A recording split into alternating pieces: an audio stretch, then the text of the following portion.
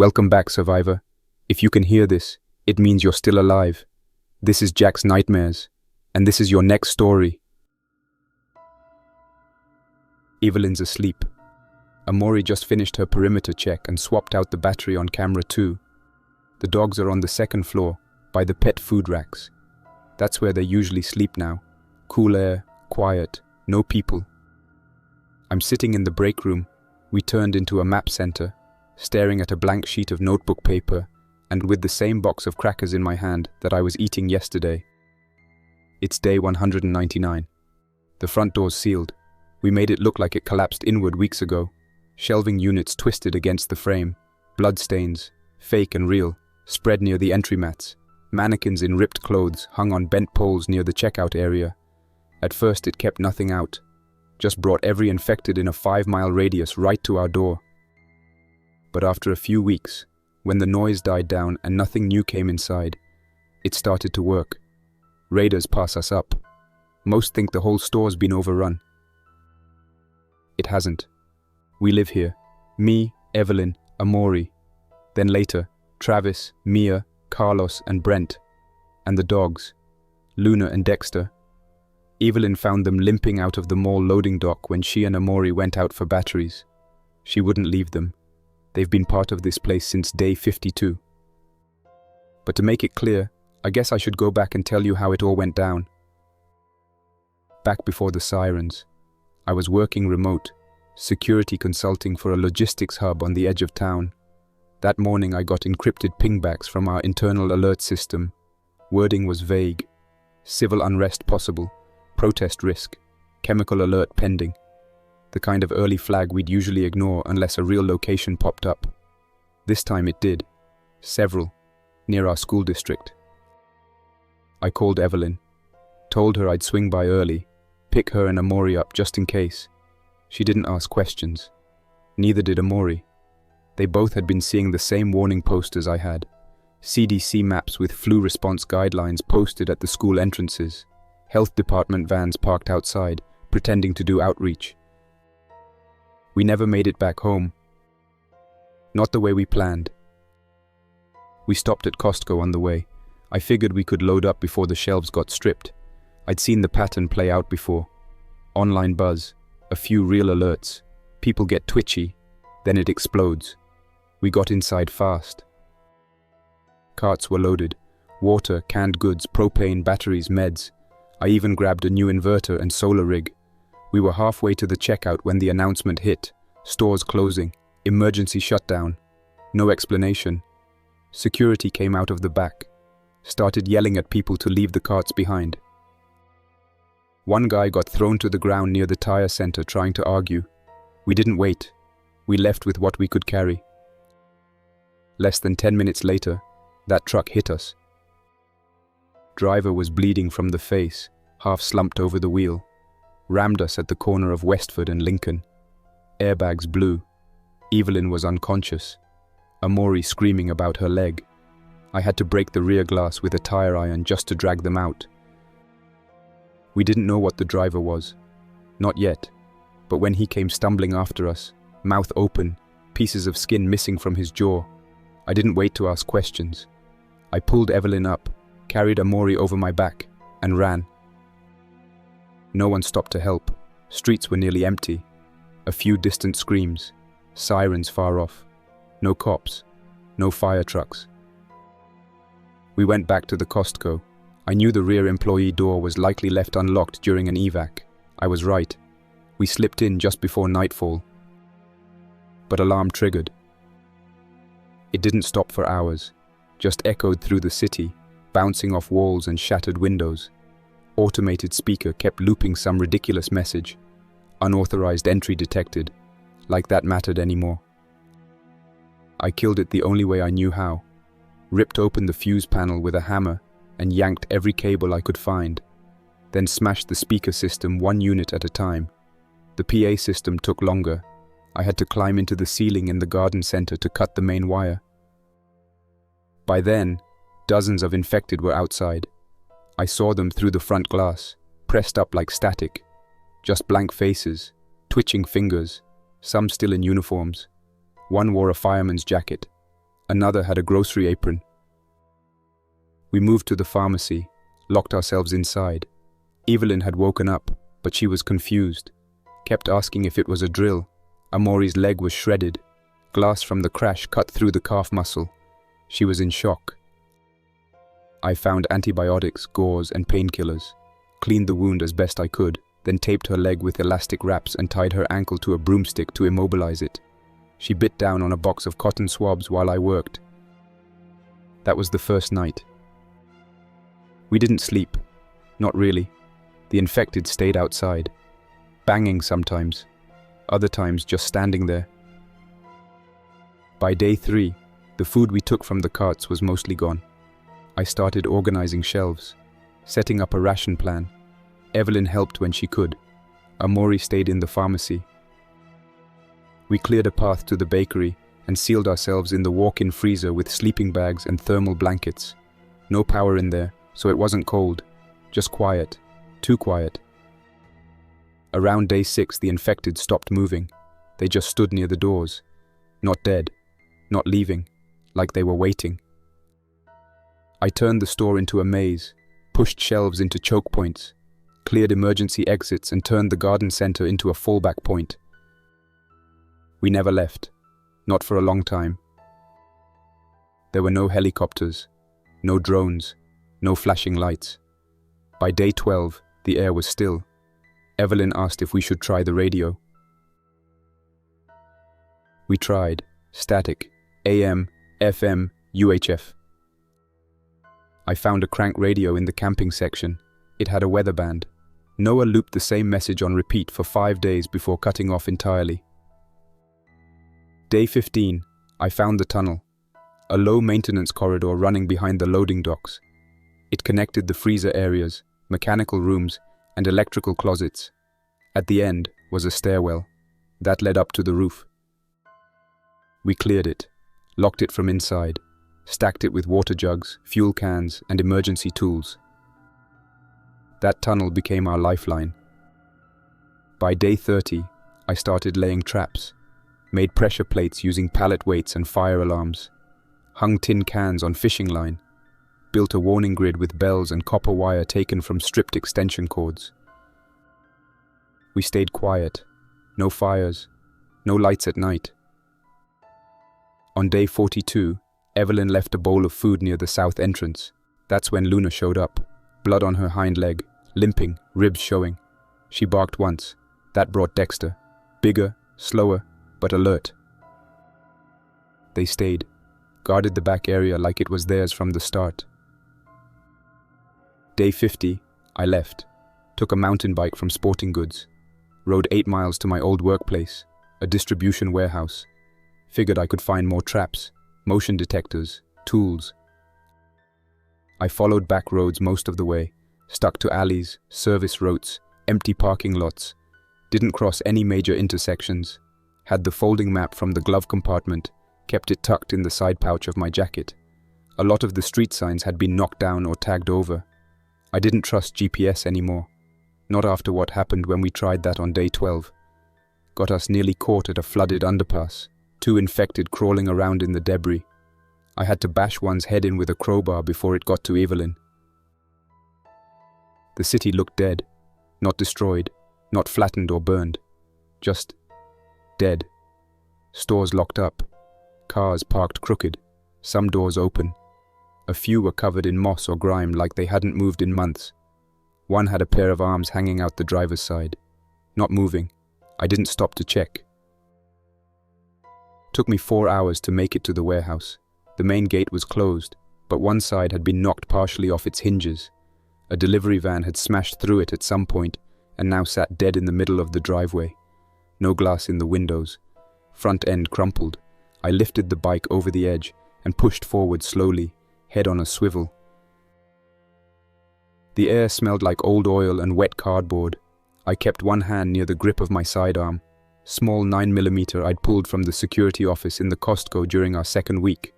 Only had 2 mags for it, so I didn't fire unless I had to. I stepped around the van and scanned the shipping dock. No movement. Then I heard the scraping. Metal on concrete. Not fast, not loud, I backed up, ducked behind a forklift, and waited. A few seconds passed. Then someone whispered something low and sharp. Another voice answered. Human, not infected. I waited a little longer, then made a slow approach along the wall, peered through a crack between the corrugated metal doors, saw movement inside. 4 people. One was stacking crates. Another had a rifle over his shoulder. The third looked like she was organizing a medkit on a shipping pallet. 4th was sitting on an overturned cooler, sharpening something that looked like a broken machete. I stepped out and made sure my hands were visible. Didn't raise my voice, just said, I used to work here, not looking for trouble. They all froze. No one raised a weapon, but the one with the rifle kept his hand close. After a long pause, the woman with the medkit nodded toward me. Said her name was Mia. She was an EMT before everything. She asked what I wanted. I told her I had people, a shelter, food, water. We just needed more sensors, wiring, tools. I wasn't there to take anything from them. Said I'd trade if I had to. Told the truth. I had no leverage and I knew it. The man with the rifle finally spoke. Travis. Used to work in shipping. Said he remembered me. We'd met a few times back when I did security walkthroughs. I didn't remember him, but I said I did. It helped. They let me in, showed me around. They'd turned the loading bay into a sleeping area, blocked all the roll-up doors with shipping containers and stacked tire racks. One corner had shelves of canned food and vacuum-sealed emergency packs. It wasn't much, enough for a few more weeks maybe. There was a generator, barely running, and a few car batteries wired up to a switchboard. Most of the lights were off.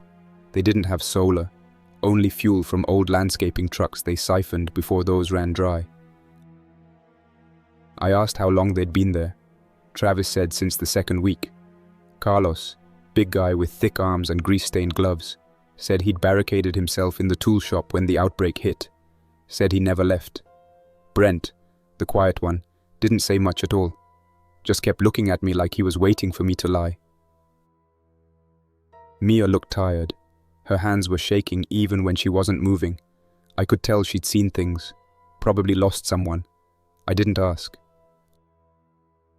I told them about the Costco, how we'd reinforced it, set up motion sensors, built traps, made a safe room. I told them about the basement and the roof hatch, about the food, the pharmacy, the dogs. I didn't exaggerate, just gave the facts. They listened. Carlos asked how we kept it safe. I explained how the infected outside had become our camouflage, how people assumed the building was lost, how we made it look that way. Travis said that was smart. Brent still didn't say anything. After a long pause, Mia asked if I was serious about letting others join. I said I wouldn't have offered if I wasn't. Told her we couldn't guarantee safety, just better odds. They spent the night thinking it over.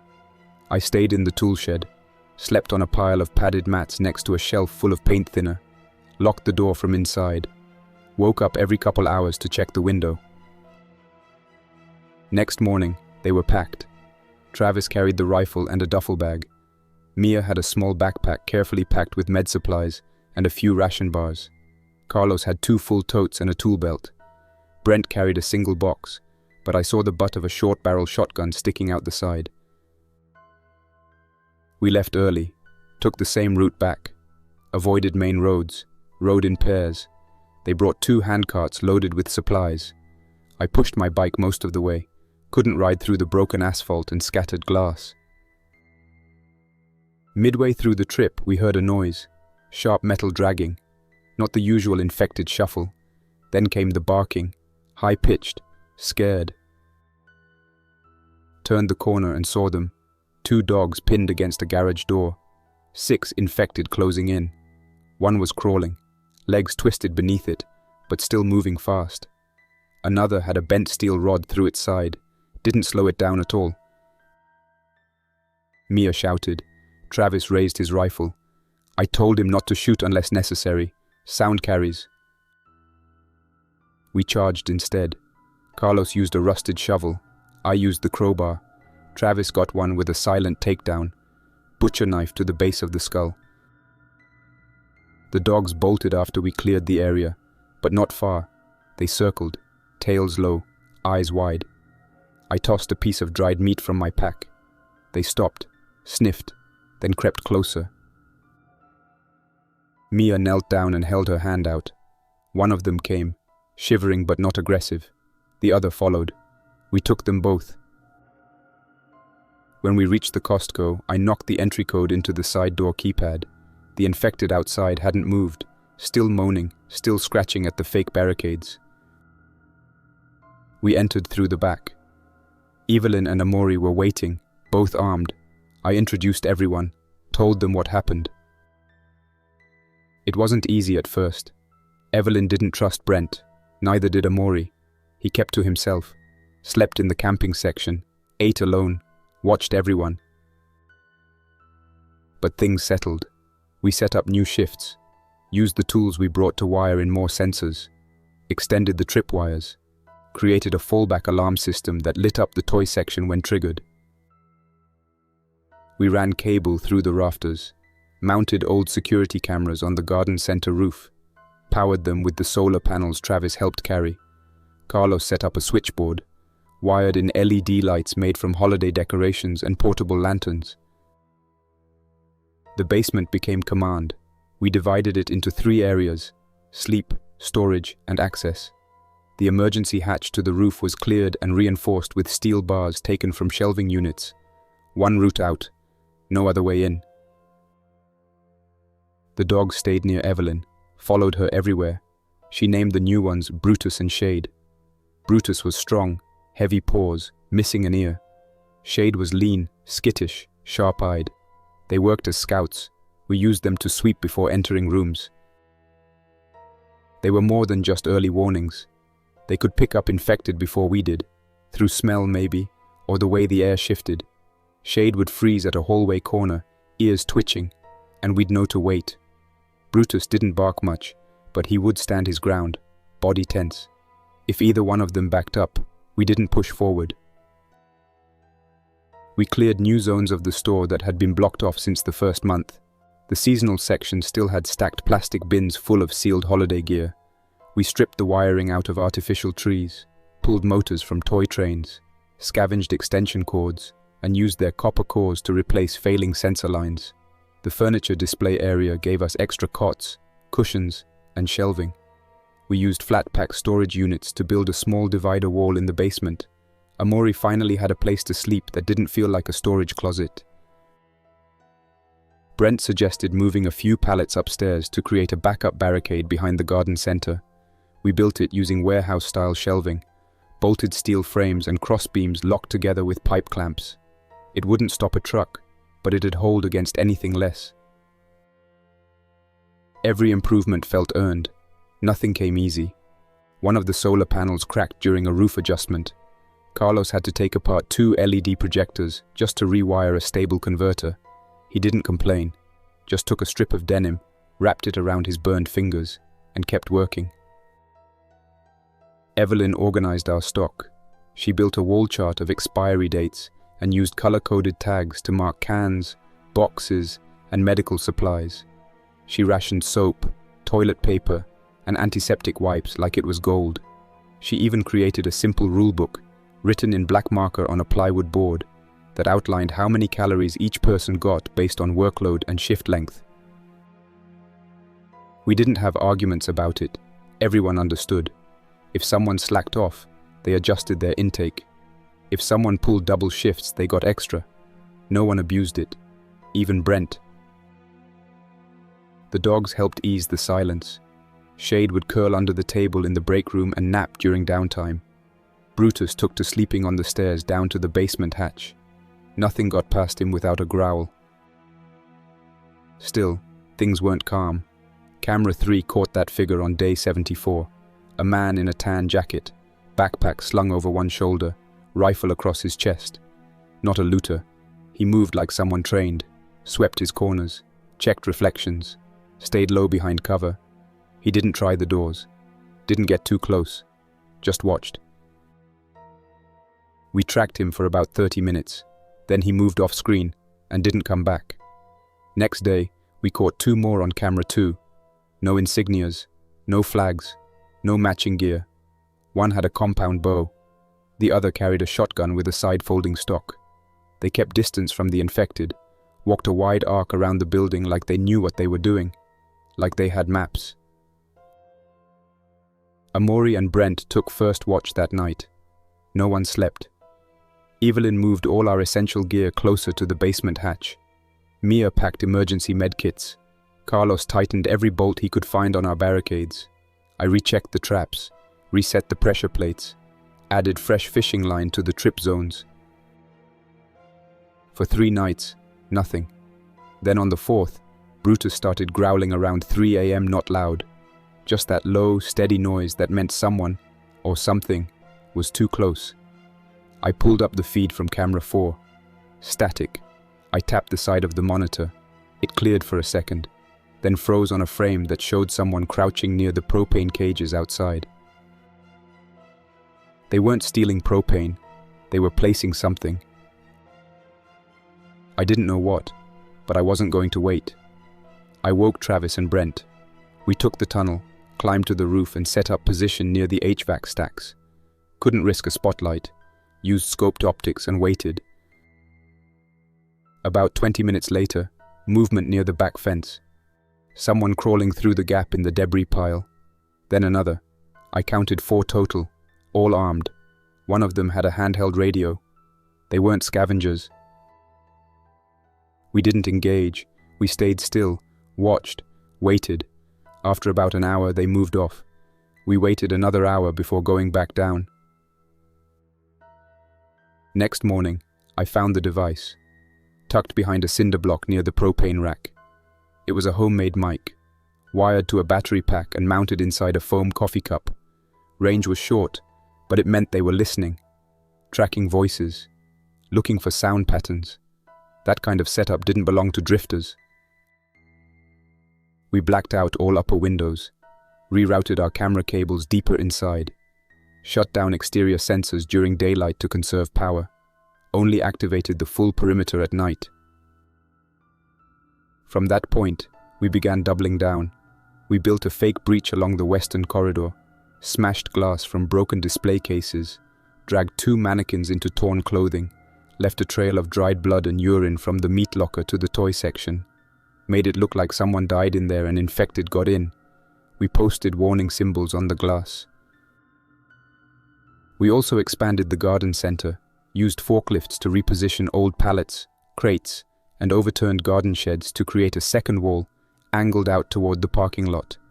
It didn't just look ruined, it looked like the place had already been taken. No one walking past would guess anything inside was still running. Evelyn had the idea to loop audio on an old Bluetooth speaker, just low growls and shrieks recorded from the first month before the front glass was sealed. We placed the speaker above the outer ledge on a broken flagpole bracket. Every night at random intervals, it played a few seconds of noise, enough to draw the infected back toward the front doors. Keep the illusion alive. It worked. On day 81, a small group of 5 infected wandered into the lot. 2 stayed, pacing around the glass. The others moved off. A day later, the number grew to 9. On day 85, someone approached again, this time in broad daylight. He didn't come close, just stood near a wrecked sedan about 60 yards from the southern loading dock, looked through binoculars for a while, wrote something down, then walked off. I knew what that meant. They were planning something, not an attack, something more methodical, maybe to flush us out, maybe to lure infected in, maybe both. We prepped countermeasures. Carlos rigged a fake explosion setup, paint thinner, aerosol cans, wiring, and wired it to a trip line at the front gate. Wouldn't kill anyone, but it would throw flame and light, enough to scatter a group or distract the infected. Brent built a fallback barricade inside the entrance to aisle 12, giant storage bins filled with broken glass and sharp metal scrap. If anyone tried to rush that section, they'd slow down or get shredded. We didn't talk about what we'd do if people got in. But we all knew. We rotated night shifts. No one slept more than 3 hours in a row. The dogs sensed our tension. They moved less, stuck closer to our feet, and took turns patrolling the floor level. Then, day 89 came, and everything went quiet. No movement outside, no shapes on camera, no shadows. Even the infected drifted away by the end of the day. The lot was empty. That's when Evelyn made the call. We needed to test our outer traps, see if anything had been disabled. We couldn't sit blind while someone possibly breached the perimeter. So I volunteered, took Brent with me. We suited up, padded jackets, tactical gloves, reinforced boots. No noise. Moved slow, hand signals only. Brutus came too. We exited through the rear hatch just after sundown, used the cover of the debris wall to mask our silhouettes, scanned every corner, no movement, no signs of life. The blood slick on the western window display had dried and flaked. The mannequins looked more like corpses now. The garden center's outer wall was still intact. Nothing shifted, no tampering with the aluminum gate. Carlos's tripwire was untouched, but the alley between the propane racks and the outdoor fertilizer bin looked different. At first, I thought it was just wind-blown trash. But then, I saw the footprint. Not a boot print, a shoe. Athletic tread, deep and clear in the dirt. Less than 12 hours old, facing the building. No outbound print next to it. Just one, sharp and deliberate. I scanned the fence line. Brent crouched and adjusted the lens on his handheld scope, sweeping slowly. I reached into my vest and pulled out the small infrared thermometer. It wasn't much, but if there'd been a human nearby in the last hour, the heat signature would linger faintly on metal or stone. I checked the nearest pipe leading toward the loading dock, warm to the touch, too warm for the hour. We retreated back through the staff hallway. Inside, the dogs were already alert. Brutus was standing in front of the basement stairs, ears up, jaw clenched. Shade was on the mezzanine shelf, tail stiff, staring through the cracked upper vent into the parking lot. They weren't barking, just waiting. Evelyn met us at the bottom of the steps. Mia was with her, holding one of the shortwave radios in both hands. Evelyn looked at me, then at Brent. I showed her the footprint photo. She didn't blink, just said, "Upstairs, now." We regrouped in the map room. Carlos had the drone map unrolled on the main table. Old aerial recon he stitched together from when he still had a working drone in the first month. Now we marked it with colored thumbtacks and grease pencil. Brent placed a new marker at the rear propane cage. I drew a quick sketch of the shoe tread and laid it next to the last strip we found, the 4 tag. Evelyn cleared her throat and got our attention. She pointed to a blank section of the Northwest Industrial Park on the map. Then she took a strip of green tape and marked a new number, X4. We hadn't used that designation before. She kept her voice even. They're flagging locations, numbering them. Maybe they think we're a supply cache, or they're planning routes. Mia leaned forward. Or it's a target list. No one answered. For the next 2 hours, we scrubbed every line of exposed cable inside the store. We rewrapped connections with weatherproof tape, moved the solar battery cells 2 aisles deeper, and repositioned the motion sensors so that they triggered silent LED strips inside the garden center rather than audio pings. We couldn't afford noise. I added a delay trigger to the decoy speaker system. Instead of regular loops, it now operated off a randomized timer, controlled by a modified kitchen alarm. We placed it in a tamper-proof housing made from 2 old metal toolboxes welded together. If anyone tried to disable it, they'd trip the failsafe and set off a flare behind the fake entry point. It would draw attention, just not to us. Day 90 came and went. No contact, no noise. But the infected were returning, slowly. The audio loop was still doing its job. 6 of them by the pharmacy window, 2 near the tire center entrance. 1 just pacing, head twitching like something was wrong with the brainstem. Travis proposed a recon. He wanted to go west, toward the strip mall where the small security substation used to be. Said there might be backup gear left behind. He wasn't wrong. It had been a hub for auxiliary radio relay before the grid went down, but Evelyn shut it down immediately. Too far, too exposed. We couldn't risk it, not with people watching the lot. Carlos and I went instead to the nearby furniture outlet, barely a block away, and mostly clear of infected thanks to our audio deterrents. We needed foam pads, canvas, and metal framing, supplies to strengthen the basement hatch. Took us 40 minutes. Ran into one runner, thin, shirtless, bleeding from the mouth. Fast. Didn't react to distraction. We had to corner it inside a supply closet and crush the skull with a pry bar. Left the body behind. Didn't have time to burn it. Back inside, Amori helped reinforce the hatch tunnel with hollow pipes and metal bars bolted into the foundation. We welded sheet metal over the inner hatch lip, leaving a small slot for observation. Mia added a medkit mount and attached 2 LED lamps above it, angled for field dressing.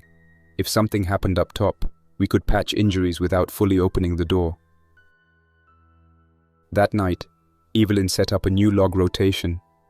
Every 4 hours, someone updated the activity board, recorded exterior movement, internal power stats, and food usage. We stopped thinking in days.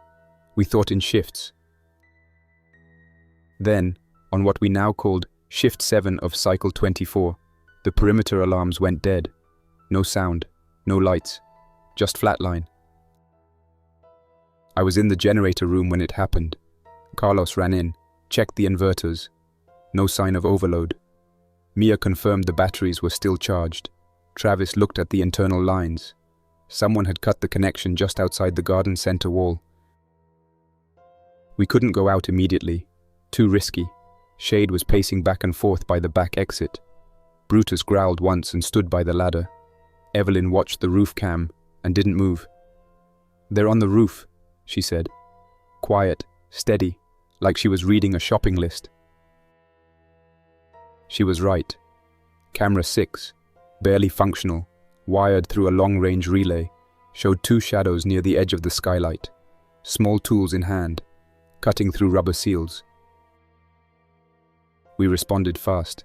Everyone moved to positions. I climbed into the rafters above aisle 15, took position with a bolt-action hunting rifle scavenged from the sports section. Brent moved into the mezzanine crawl space with a pump-action shotgun, flashlight taped to the side. Carlos activated the floor deterrents. We waited. One figure leaned over the skylight, peering in. He had a headlamp, no insignia, no uniform, just regular street clothes layered with tactical webbing. I lined up the shot. Didn't take it, not unless he broke glass. He didn't. After 5 minutes, both shadows retreated. No breach, but it meant they were testing us. Not just probing, mapping. Later that night, we heard distant gunfire. Several bursts, then silence. Not near us. Maybe a mile off. Evelyn guessed someone else was being targeted, or maybe the infected found them first. We powered down all unnecessary systems, hid the generator output behind a false heatsink, removed all exterior camera glint, pulled the roof ladder up into the attic and sealed the hatch from below with 2-inch rebar crossbeams. The next 3 days passed without incident, but none of us believed it was over. On Shift 4 of Cycle 26, Shade didn't return from a sweep. She usually looped twice around the upper level before heading back to Evelyn's station. Brutus barked, short, low, almost like a call. I found her near the electronics section, alive, cornered, tail pinned by a fallen speaker stand. I lifted it carefully. She didn't yelp, just licked my wrist once and limped back to base. We moved her to med station, bandaged the wound. Evelyn didn't say anything, but she stayed by her side all night. The next morning, Travis approached me, said he wanted to take a look at the southern ridge, an overpass barely visible from the roof cam. Said he'd seen figures up there, flashlight signals. We debated for hours. Finally, I agreed, but only if I went too. Brent volunteered as well. We prepped at first light. Small packs, minimal gear. 1 suppressed rifle, 2 handguns, 3 shortwave radios. Evelyn stayed back. Amori handled cameras. We left through the debris path at 5:40. Air was cold, no wind, no infected in sight. Halfway up the overpass ramp, we found a burned-out sedan. Bullet holes in the side. Blood smeared across the hood. Inside, no bodies. Just straps cut from the back seats and a broken radio handset. There was no stench. Whatever happened here wasn't recent, at least a few days old. I crouched next to the driver's door and tapped the metal. Cold. Flakes of paint crumbled off. The seats were half melted, curled in on themselves. Someone had torched it on purpose, probably trying to cover evidence. Brent stood guard while I checked the trunk. Inside was a single plastic case. Hinges melted, but the shape was still clear. An old supply crate. Maybe once held meds or tools. I didn't open it. Didn't matter now. Travis circled back from the edge of the barrier. He'd found more tags. Same stencil style as the X4 we found by the propane rack. This one was marked the 6B, tied with zip cord to a stripped highway mile marker post. There were 7 notches scratched into the steel beam behind it. Deliberate, tallied. We didn't stay. Too open. No cover from the west or south. Anyone watching from high ground would have already spotted us. We headed back down, keeping close to the median, checking every window and rooftop as we moved.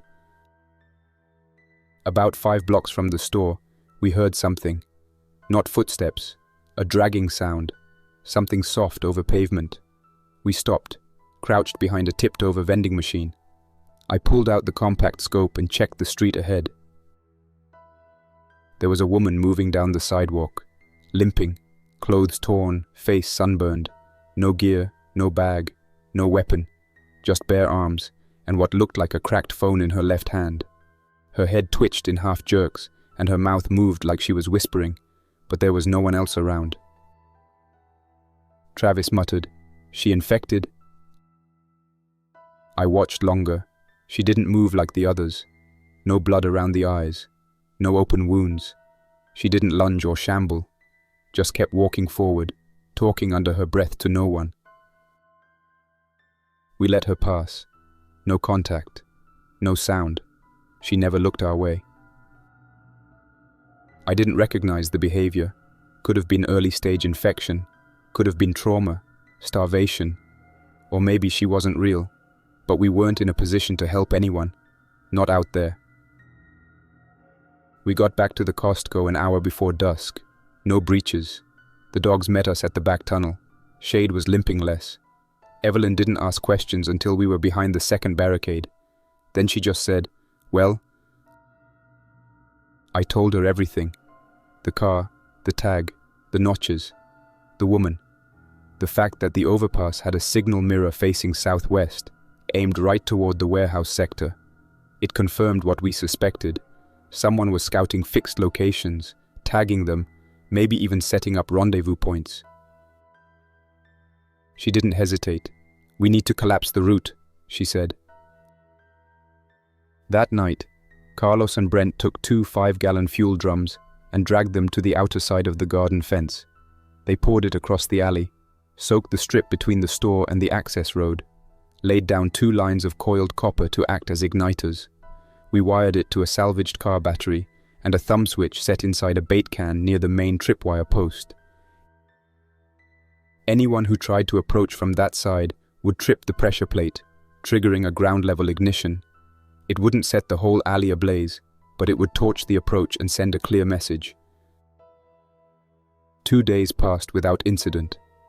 Then, at 3:20 during Amori's shift, the bait can tripped. The fire lit up the lot for 12 seconds. One infected caught in it stumbled, screamed, and collapsed, but there was no sign of anyone else. No movement on camera. Whoever triggered it had been fast. Shade and Brutus were back on alert. They circled more, barked at empty hallways. We moved Evelyn's inventory to the loading dock break room and doubled the rotation on exterior cams. We also rewired one of the checkout conveyor belts to act as a trigger surface. If anything over 50 pounds stepped on it, it would ping a relay and light up a strip of bulbs in the upper rafters. On cycle 28, shift 3, I noticed one of the shelf traps had been disarmed. Not broken, disarmed. The fishing line had been clipped clean, no drag marks, no signs of a scuffle. Just a precision cut. That confirmed it. Someone had been inside. Briefly, carefully. I pulled everyone together, said we had two choices: fortify and wait for the next move, or go on offense and try to trace them back. Evelyn shut that down. "We're not exposing the shelter for curiosity," she said. "We're not ready for a fight." She was right. Instead, we doubled our traps, built decoy passageways, installed collapsing shelves on swing arms. If someone stepped too far into aisle 12, the structure would drop behind them, sealing them in with a spike board. Carlos designed it, said it would buy us 20 seconds. That was enough. We also used the store's mannequins more strategically, stripped most of them down, covered their heads in plastic sheeting, and dressed them in looted gear. From a distance, they looked like armed guards. We positioned them near corners and windows, held in place with metal wire and crossbars. It worked better than expected. On day 95, we spotted a figure approach the east garden corner, stop, stare, and retreat. No attempt to breach, no gunfire, just observation. We left the mannequin standing there another 3 days. Every time the camera caught motion, the figure reappeared in the same spot, always between 2 o'clock and 3 o'clock. That meant they were waiting for something. We kept tight. Food rotation remained stable. Water was filtered through the camping rigs, and gravity-fed barrels stacked near the western shelves. Solar power held, but we kept all non-essential systems dark. Brutus stopped sleeping upstairs. He slept next to the inner ladder now. Shade started watching the upper vents again. Her limp was almost gone. On cycle 30, Mia picked up a faint radio signal on the wideband. Static at first, then a voice. Male, calm, repeating the same message. Package ready. Location 4. Confirm visual.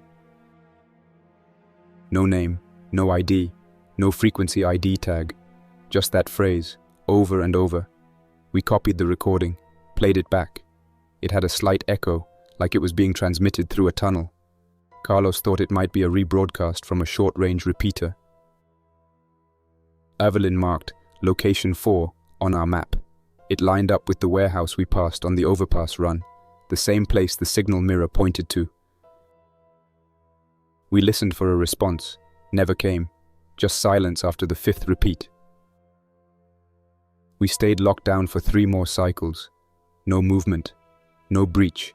But the tension never left. We took shifts sleeping with radios clipped to our belts. I moved my gear into the basement full time. Brent installed a second lock on the inside of the stairwell, just in case. Then, on cycle 33, at 4:11, the power flickered, just for a second, then it went dark. All systems cut, cameras, lights, motion sensors, vent fans, everything. I grabbed a flashlight and ran for the solar junction box. Carlos was already there. One of the inverters was melted, wires scorched. It wasn't age, it was sabotage. Someone had shorted the main lead using a length of razor wire, forced it into the exposed node through the vent. It must have been planted earlier, timed, or remotely triggered. There was no other explanation. It wasn't whether, it wasn't where. Someone had climbed up during one of the dead shifts and slid that wire into place, knowing it would cook the junction when the panel hit max draw. Carlos bent over the inverter, tracing the burns. His knuckles were scraped from climbing onto the garden center roof twice that week already. He shook his head slowly, said nothing, then unplugged what remained of the fried wires. We didn't talk while we worked. There was nothing to say. We patched what we could using leftover copper, twisted splices, and clamps. The second bank of panels still worked, but they weren't enough to power the entire system. At best, we'd get motion sensors and one camera string back online. The rest, lights, vents, Pennsylvania grid, had to stay off. I moved straight to the fuse box in the loading dock, shut down every circuit not tied to critical systems. Mia and Brent rigged 4 lanterns with switch toggles and mounted them along the primary interior route, pharmacy to command center. It was just enough for us to move without stumbling. Anyone else unfamiliar with the layout would be lost in the dark. Evelyn pulled down the emergency water filter rig from the mezzanine and shifted it to the basement. We'd be boiling everything now. No UV sterilizers. That meant more fuel use. It meant longer prep time for each gallon. It meant noise. But we didn't have another choice. We didn't sleep that night. The dogs didn't either. Just after 4 in the morning, Brutus gave his signal. 3 sharp barks. No growl. Not at random. It was his call for armed movement. Humans. Trained. Intentional. Camera 1 blinked on. Only that one was live. The feed was jumpy, powered by the smaller reserve. I watched 5 shapes sweep across the southern corridor. None wore uniforms, but they all had layered clothing. Tactical harnesses, gloves, taped ankles. They were moving fast. One carried a crowbar. Another had a bolt cutter strapped across his back. Evelyn was already in the tunnel, armed. She handed me the second radio and moved to lock down the ladder hatch. Amori took the backup relay and started watching through the upper shelf slits. The intruders didn't come straight in. They checked the perimeter first. One of them motioned to the others, fist up, fingers out. They stacked near the side door that we used to access the propane tanks, the same entrance where we'd found the plastic 4 tag. The man with the crowbar wedged it under the frame. Another pressed a flat pack charge against the rusted bolt plate. There was no explosion, just a low electrical pop, then a quiet hiss. Smoke maybe, some kind of thermal foam. When the lock housing sagged, they pushed the door open. The first tripwire didn't catch them. They'd seen it. The second did. It was hidden behind a flattened row of folded tent bags, barely an inch off the floor. One of them snagged it with his boot. It triggered the spikeboard drop in aisle 10. Heavy metal poles fell from above, crashing onto a pile of loaded carts we'd stacked as a fallback barrier. The noise didn't just echo inside. It rang out through the open rear corridor. Within seconds, the infected started moving. Camera 2, rebooted just long enough, showed the front of the store. At least a dozen infected pressing forward now, drawn by the sound. The moaning returned fast. Inside, we heard boots pounding down the long housewares aisle. I radioed Brent. He was in position with Travis above the shelving wall near the seasonal goods. Carlos was behind the freezer racks with a hammer and flashlight. Mia had locked herself in the pharmacy, rigging it as a fallback treatment room in case of injury. The intruders split into 2 groups. One tried to head up toward the office wing near the tire center. The other moved toward the garden center ramp. They still hadn't spotted our barricaded basement hatch. They were looking for loot, supplies, maybe even people to take. We waited until one of them stepped onto the conveyor belt at the main checkout row. It lit up the signal lamps in the rafters. That was our cue. Brent dropped a flash charge made from a fire extinguisher and 2 solar flare tubes. The blast stunned the group near the door. Travis followed with a warning shot. Just one, through the shelving wall. The round didn't hit anyone, but it pinged off the floor hard enough to let them know they'd been made. Then came the scream. One of the intruders had wandered into aisle 14. That was where we'd left the trip panel rigged with a collapsing gate. It had snapped down on his ankle. The bone was broken clean. He couldn't move. We didn't finish him. We didn't need to. The other 4 panicked. One ran into a side aisle and hit the glass display for camping gear. Another stumbled back and triggered the rolling trap, shelving carts full of scrap, preloaded to slam across the path. He went down hard. The third and fourth turned tail and made for the same exit they came through, but the infected had arrived. The moaning was louder now, closer. The parking lot was full. At least 20 walking dead swarmed the corridor. Brent motioned to hold fire. I nodded. We all pulled back. Let the building do the work. Within minutes, the two intruders trying to escape were caught. One got through the exit door but didn't make it 10 feet. The infected were too fast. The second didn't even make it that far. He tripped trying to hop the collapsed cart and was dragged into the shadows. The one with the crushed leg tried to crawl, but the bone was sticking out through the skin. I watched him drag himself across the tile. He didn't call for help, just gritted his teeth and pushed with his elbows. We didn't help. By dawn, the only sound was the infected dragging the corpses back toward the lot. We did a full sweep, found 2 knives, a map, 1 shortwave radio, and a burner phone with a solar panel attached to the back. No contacts, no texts, just a single image file, an overhead shot of the Costco, taken from high elevation, dated 2 weeks prior. The map had 6 locations marked. 4 were tagged with red circles and slashes. One of those matched the warehouse on the overpass.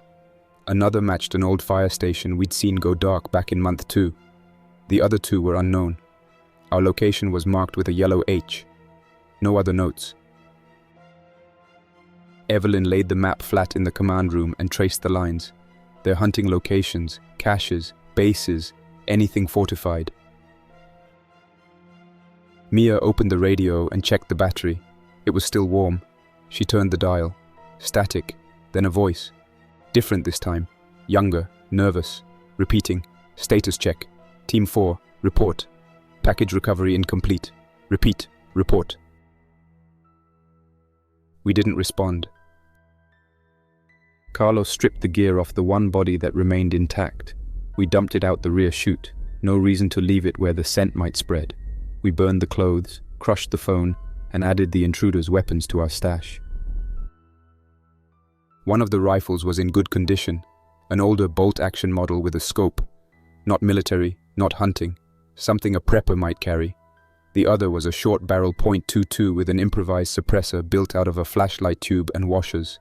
It worked, barely, but the heat marks told me it had been fired a lot. We added both to the crate in the basement marked holdout, then locked it again. Travis wiped the blood off the folding knife and added it to the utility shelf near the workshop zone. Mia took the medical scissors, boiled them, and stored them in a fresh pack with antiseptics. Carlos took the hydration bladder from the pack and rigged it to the water catchment barrel. Nothing went to waste.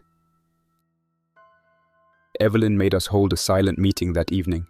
No lights, no radio, just hand signs, notepads, and quiet whispers. She used chalk on the concrete to draw a simple message. This was not the last group. No one disagreed.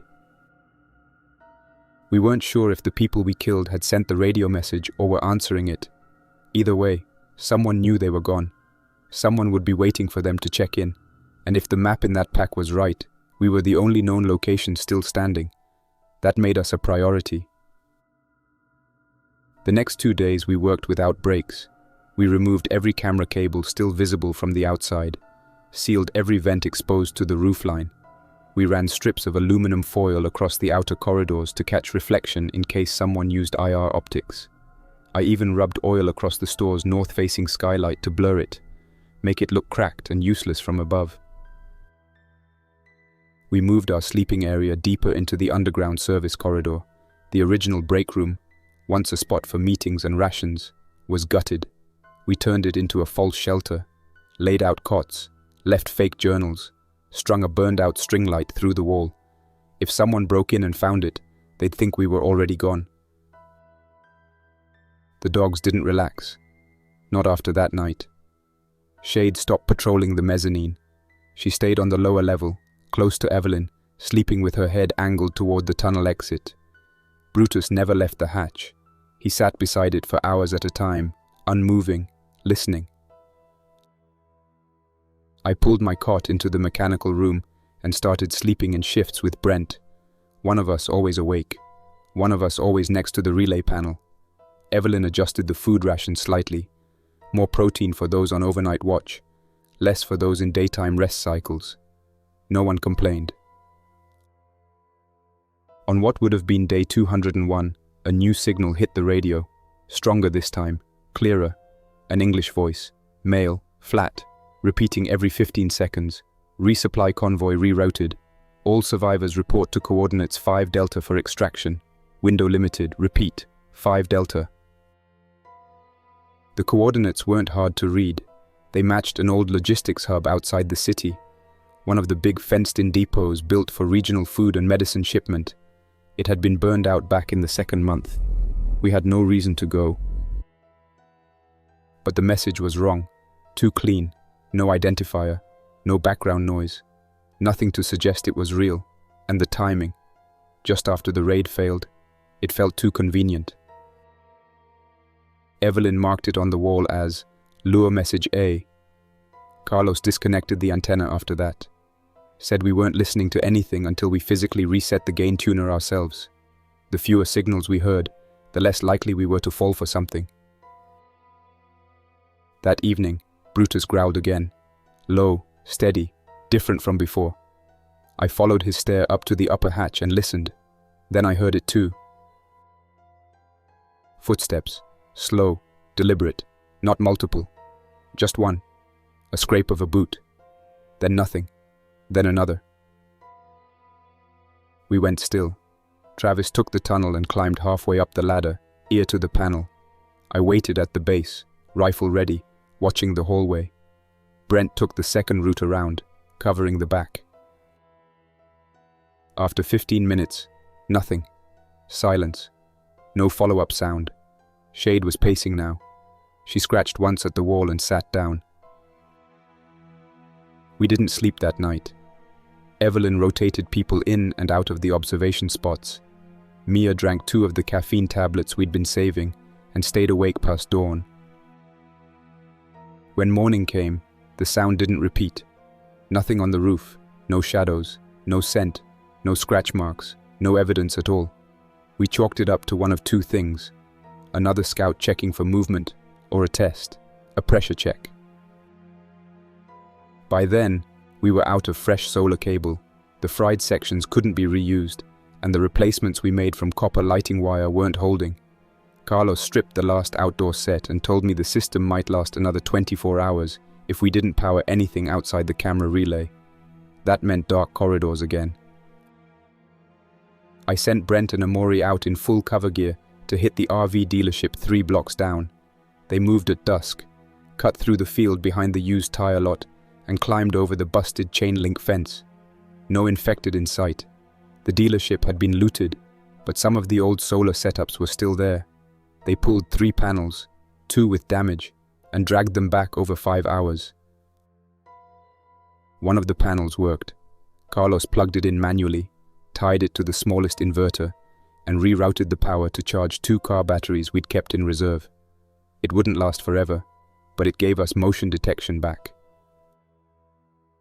2 nights later, motion triggered on the east side, but this time, it wasn't people. Infected, a pack of them, 11, maybe 12. Some fresh, some with twisted limbs. One had both hands missing, dragging itself forward using its elbows. They weren't meandering, they were moving with purpose. Slow, but all in the same direction, toward our wall.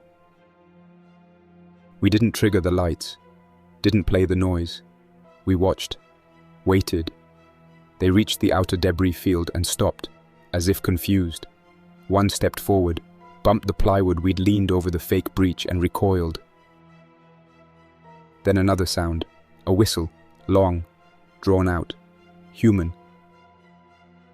Not from them, from somewhere deeper in the lot, just outside our camera range. The infected paused, all of them, then one turned, 2 more followed. Within seconds, the whole pack started shuffling back the way they came. Brent whispered what we were all thinking. Someone's controlling them. The implications were worse than the event. We'd seen signs of raiders using infected before, herding them, trapping them in buses, turning them loose during thefts. But this was different. Calm, precise. measured, like someone was using the infected to probe. That night, Evelyn wrote one sentence on the chalkboard in the basement. Whoever's left, they know how to use the dead. We reviewed everything from the last 2 weeks. Every signal, every movement, every piece of gear stripped from the bodies. It all pointed in one direction. Whoever was watching us wasn't just scavenging. They were experimenting. Evelyn proposed a rotation shift to test response time. Every person was assigned a zone. Time yourself from the alarm to position. Report to the board. No excuses. No shortcuts. That became our routine for the next 3 cycles. Then, just before cycle 40 began, a message came through on the emergency shortwave. Unprompted. No signal from us. Just a clean, direct transmission. Signal 4. Status unknown. Movement terminated. Alternate asset activated. Interference confirmed. And then it cut. Carlos turned to me and said flatly, "They weren't here to take. They were here to test how fast we'd respond." We went silent after that. All comms off. No broadcasts. No incoming signals. No active lights. Nothing. And we haven't heard from them since. But the garden center still stinks like burned fuel. The dogs still sleep in pairs. The generator only runs for 90 minutes a day. We ration our noise just like we ration our food. 90 minutes of power, 8 quarts of boiled water, 1 tin can each for waste fuel storage. Every task is measured now. No room for missteps. Nobody complains. When someone misses something, a switch left hot, a trap unarmed, they own it, fix it, and move on. None of us can afford to be fragile anymore. Brent finished reinforcing the east tunnel 2 days ago. He welded half of a dismantled clothes rack to the lower rail, giving it enough bend to collapse under pressure and block movement in both directions. We tested it 3 times using loaded shopping carts. It held. Then Travis packed the top layer with broken tile and glass, made it dangerous to crawl across. The entrance is sealed for now, but if we need to use it as a backdoor one day, it's there. Mia redrew the medical layout. The pharmacy is now more than a station. It's triage, quarantine, and full storage. She converted 2 standing freezers into vertical cabinets, filled one with bandages, field wraps, antiseptics, and temperature-stable antibiotics. The other is packed with inventory from the supplement aisle, labeled and sorted by function. She built a sling out of ripped aprons and old belt buckles. It's ugly, but it works. Amory helped her mount it to the wall using pieces from the grill display. Carlos reworked the solar array again. The damaged panel is off the board entirely, and the remaining 2 have been cleaned, resealed, and bracketed to the west-facing emergency ladder, catching about 6 hours of usable light each day. He stripped down the entertainment display, the flat screens and demo tables, and salvaged all the copper from the HDMI cabling. Between that and some leftover wire from the paint aisle, he gave us enough flexibility to redirect a portion of power straight into a single rotating battery core. It's not much, but we now have motion sensor coverage across 3 primary entry zones, full backup lighting for the tunnel, and can even run the main camera string for 20 minutes at a time. Evelyn updated our routines. The wall chart is gone. She said the sight of it was starting to do more harm than good, reminding us of what we didn't have rather than what we did. Instead, we now use colored wristbands to track rotation, green for rest, red for perimeter, yellow for utility, and blue for support. We swap every 24 hours. It keeps things moving, balanced. Nobody slips through the cracks. The infected still roam the outer parking lot.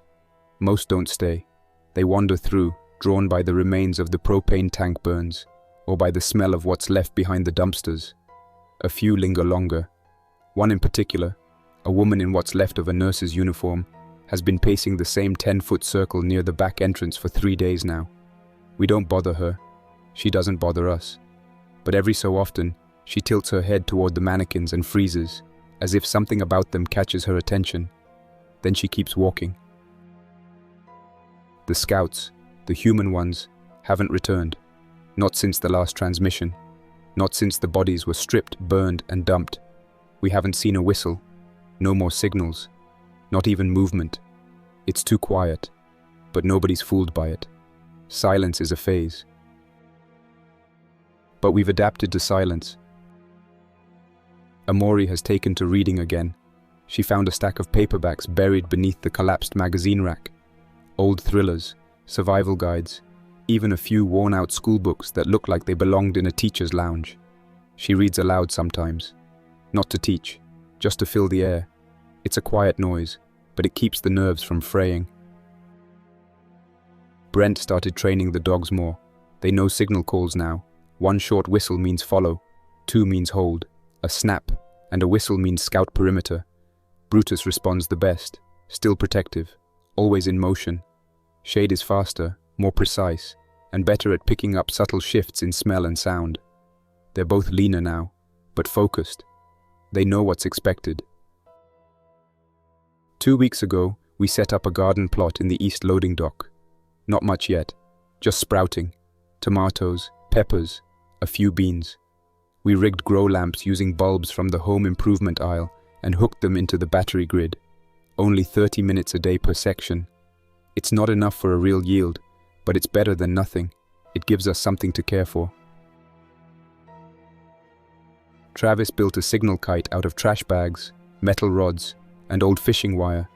He wanted to test line of sight to any radio towers still standing on the outer rim. He hasn't launched it yet. Weather's been inconsistent, but he keeps tweaking it, tuning it. Might try soon. Said if there's still a repeater alive out there, it might catch the signal and bounce it somewhere. Doesn't matter where, just somewhere. We took down the mannequin decoys this week. They served their purpose. Now they're a liability. Too visible, too easy to trace movement around. We disassembled them and used the torsos to reinforce the plywood panels near the west wall. Their hollow cavities now house sealed foam insulation. Their arms became barricade handles. The rest went into the burn pit. The air inside smells cleaner now. Not like before, not like home, but manageable. We keep vents open for 2 hours in the morning and 2 in the evening. The rest stays sealed. Evelyn tracks air pressure using strips of hanging tissue. It's crude, but if the breeze shifts or someone opens a gap outside, she knows. There's no illusion left here. We're not waiting for rescue. No one's coming. We've seen the maps, heard the broadcasts, traced the false signals. Most zones are dead. The ones that aren't are worse. Controlled by people who've given up on rules. But we're still here. We eat twice a day now. Smaller portions, fewer spices. No meat, but enough. We filter water. We boil. We rotate fuel. We mend clothes. We teach each other what we know. Shade sleeps against Evelyn's leg every night. Brutus curls up in the tunnel, just beside the hatch. Travis sleeps with a crowbar under his arm. Amori sleeps near the lanterns. Carlos keeps tools in reach even when he lies down. Mia's medkit is never more than 6 feet from her. Brent doesn't speak much, but he's always awake 10 minutes before his shift. I've never seen him miss a rotation. I've started writing logs again, not for broadcast, not for warnings, just to record, to remember what worked, what failed, what almost cost us. I don't know if anyone will read them. Doesn't matter. They're for us. There's no final stand, no countdown, no last hope, just maintenance, just defense, just survival. And for now, we're good at it. Somewhere, someone probably still has us marked. Maybe another map, another photo. Maybe a group is waiting for the right moment to try again. Maybe not. Maybe the ones who tagged us were wiped out by their own trap, or by something worse. Either way, we'll be ready. We have light. We have water. We have food. And if we're quiet enough, smart enough, and fast enough, this shelter might hold another 200 days. Maybe more. That's enough for now. That's all for now. Thanks for listening. Don't forget to like and subscribe to keep the stories alive. For now, stay quiet, stay vigilant, and stay alive. Jack's Nightmares, signing off. Until next time, survivor.